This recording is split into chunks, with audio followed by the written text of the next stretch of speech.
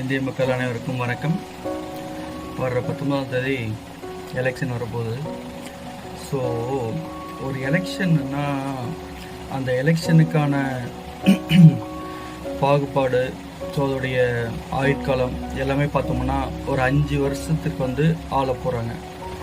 So அதுக்காக தான் மக்கள் இந்த மாதிரி மக்கள் எல்லாரையும் சொல்ல அரசியலுக்காக ஈடுபட்டு அதுக்காக பாடுபடுறவங்களுக்கு கேட்குறேன். ஒரு 5 வருஷம் ஆள போகிறீங்க, அதற்கான ஆட்சி நீங்கள் ஜெயிச்சிங்கன்னா உங்கள் இடம் உங்கள் கண்ட்ரோலில் இருக்க போகுது. ஸோ அதற்காக இப்போ இன்னொரு விஷயம்னா, ஓட்டு போட போகிற எல்லா மக்களுக்கும் ஓட்டு போகிற இடத்துல போயிட்டு அங்கே போயிட்டு எந்த பட்டன் அமுக்கணும், எது தான் நம்ம ஓட்டு போடணும் அப்படின்னு தோணாது. ஏதோ ஒன்று எது எடுத்தாலும் ஒரு குறிப்பிட்ட பட்டனை மட்டும் அமுக்கணும்னு தானாக கை போகும். ஸோ அப்படி தான் பல ஆண்டுகளாக நடந்துகிட்ருக்கு. இந்தியாவில் மட்டும், தமிழ்நாட்டிலையும் இந்தியாவிலையும் எல்லா வயசானவங்க யாராக இருந்தாலும் ஒரு குறிப்பிட்ட சின்னத்துக்கு மட்டும் கை தானாக போய் அமுக்கும்.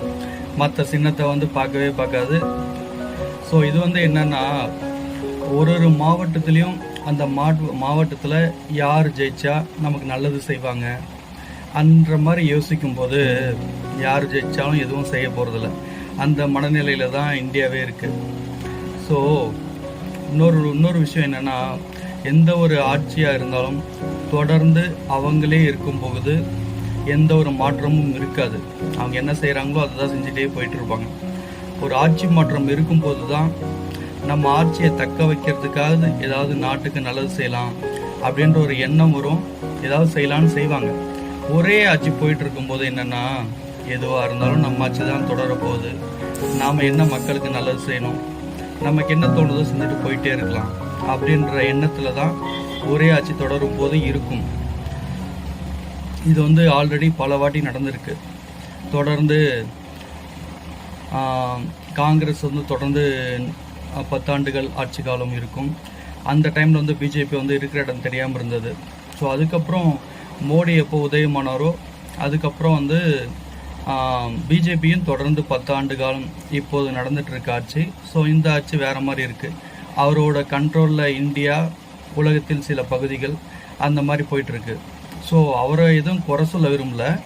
ஸோ யாராக இருந்தாலும் ஒரு அப்பப்போ ஒரு மாற்றம் இருந்தால் மட்டும்தான் அந்த ஏதாவது நாட்டுக்கு செய்யணும் அப்படின்ற ஒரு எண்ணம் நம்ம ஆட்சியை தக்க வைக்கிறதுக்காக நாம் ஏதாவது நல்லது செய்யணும் நாட்டு மக்களுக்கு அப்படின்ற எண்ணம் வரும்.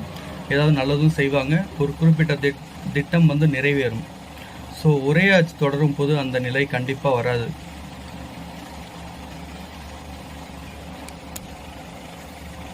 இன்னொரு விஷயம் என்னென்னா, மக்களை இவங்களுக்கு தான் ஓட்டு போடணும், இவங்கள தான் ஜெயிக்க வைக்கணும் அப்படின்லாம் எதுவும் சொல்ல வரல. உங்களுக்கு யாருக்கு தோணுதோ ஓட்டு போடுங்க. ஸோ இந்த மாதிரி ஒரு ஆட்சி மாற்றம் இருந்தால் நன்றாக இருக்கும்.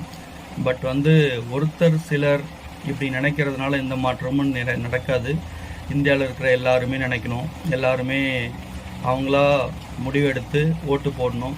அப்போ தான் அந்த மாற்றம் நிகழும். மாற்றம் நிகழ்ந்தால் தான் இந்தியாவுக்குள்ள ஒரு மாறுபாடும் நடக்கும். ஒரு குறிப்பிட்ட பல கஷ்டங்களை பல வருஷமாக எல்லாருமே அனுபவிச்சுட்டு தான் இருக்கும். இப்போவும் அனுபவிச்சுட்டு தான் இருப்போம். இதுக்கு மேலேயும் அனுபவிச்சுட்டு தான் இருப்போம். ஏதாவது ஒரு சில மாற்றம் வரணும். அதற்கான மாற்றத்தை மக்களாகிய நாம் உருவாக்கணும். வணக்கம்.